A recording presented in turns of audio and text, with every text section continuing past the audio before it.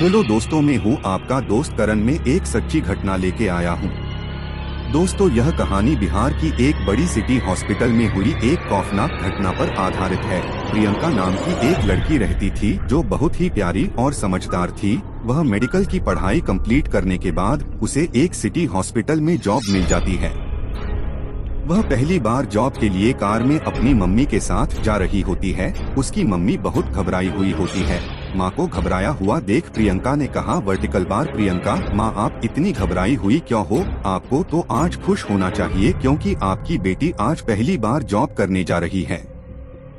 Mummy ने बोली, ये बात सही है बेटी, पर जिस हॉस्पिटल में तू जॉब करने जा रही है वह सही नहीं है। तूने सुना है ना उसके तीसरे फ्लोर के बारे में? प्रियंका बोली, क्या मम्मी, आप भी ऐसा कुछ नहीं है। फिर प्रियंका अपनी माँ की बातों को नजरअंदाज कर हॉस्पिटल चली जाती है। उसकी पहला दिन बहुत अच्छे से कट रही थी। उसके साथ के लोग भी बहुत अच्छे थे। फिर प्रियंका ने अपने साथ के एक नर्स से तीसरे फ्लोर के बारे में पूछा। नर्स ने बताया, आज से 7 साल पहले यहाँ एक औरत का ऑपरेशन किया गया और उस ऑपरेशन में उसकी मौत हो गई। उसके बाद उसकी आत्मा यही भटकने लगी। फिर तांत्रिक को बुलाकर उसकी आत्मा को तीसरे फ्लोर में कैद कर लिया गया है। लेकिन अगर जान प्यारी है तो उस डोर की तरफ देखना भी मत। इन दोनों की बातें हो रही थी कि वार्ड बॉय आता है। कहता, वार्ड बॉय, प्रियंका तुम्हें शाहिद सर ने बुलाया है। प्रियंका, चलिए। फिर प्रियंका शाहिद सर के पास चली जाती है। शाहिद सर ने कहा, तुम्हारी आज ही जॉइनिंग हुई है। प्रियंका बोली, जी सर। शाहिद सर ने कहा, मैं तुम्हें एक दवाई की लिस्ट दे रहा हूँ। ऊपर जाकर स्टोर से ये दवाइयाँ लेकर आओ, पर इंजेक्शंस काफी महंगे हैं। प्रियंका, जी सर, मैं अभी लाती हूँ। जब प्रियंका ऊपर स्टोर से दवाइयाँ लेकर सीढ़ियों से आ रही थी तो तीसरे फ्लोर पर आते ही उसके हाथ से दवाइयाँ गिर गई और कुछ इंजेक्शन लुढ़कते हुए फ्लोर के अंदर चले गए। प्रियंका सोची, उफ, ये क्या कर दिया मैंने, पहले दिन ही गड़बड़ कर दी। सर ने कहा था कि इंजेक्शंस कीमती है, ध्यान रखना। अब सर को क्या बताऊंगी? अगर सर ने गुस्से में आकर जॉब से निकाल दिया तो? नहीं, मुझे जॉब से हाथ नहीं धोना है। मुझे किसी भी हालत में इंजेक्शन तो लाने ही होंगे।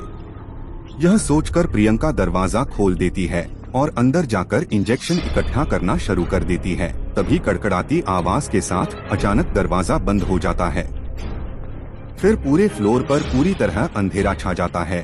फिर प्रियंका हड़बड़ाते हुए स्विच ऑन कर देती है। फिर एक छोटा सा बल्ब जलता है, वो भी झपकता हुआ, और तभी फ्लोर में किसी औरत की चीखने की आवाजें जोर जोर से आने लगती है।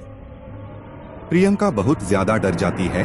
उनको कुछ समझ में ही नहीं आ रहा होता है कि उसके साथ क्या हो रहा है। फिर कुछ देर बाद फिर से चीखने की आवाज सुनाई देती है। फिर प्रियंका डरी डरी बोलती है, प्रियंका काका, कौन है? देखो, मुझे जाने दो, मैं सिर्फ दवाई लेने आई थी, चली जाऊंगी।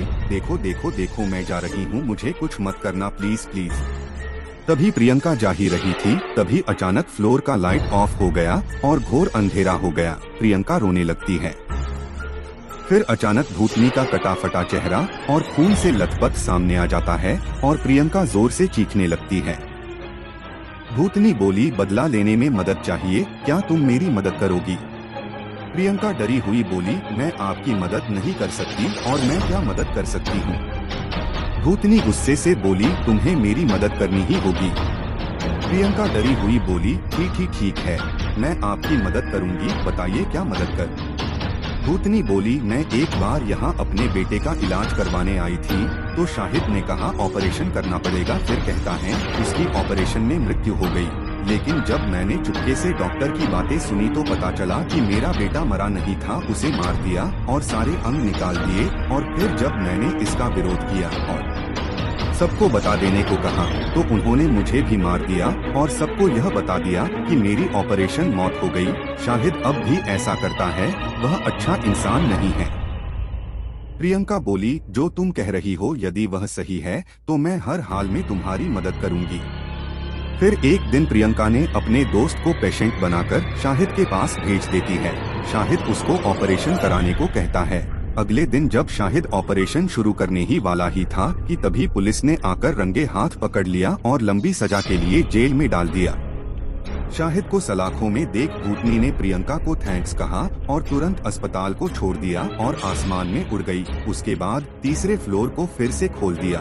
अब वह जाने से कोई नहीं डर रहा था। वर्टिकल बार ऐसे ही सच्ची घटना सुनने के लिए हमारे चैनल को सब्सक्राइब करें।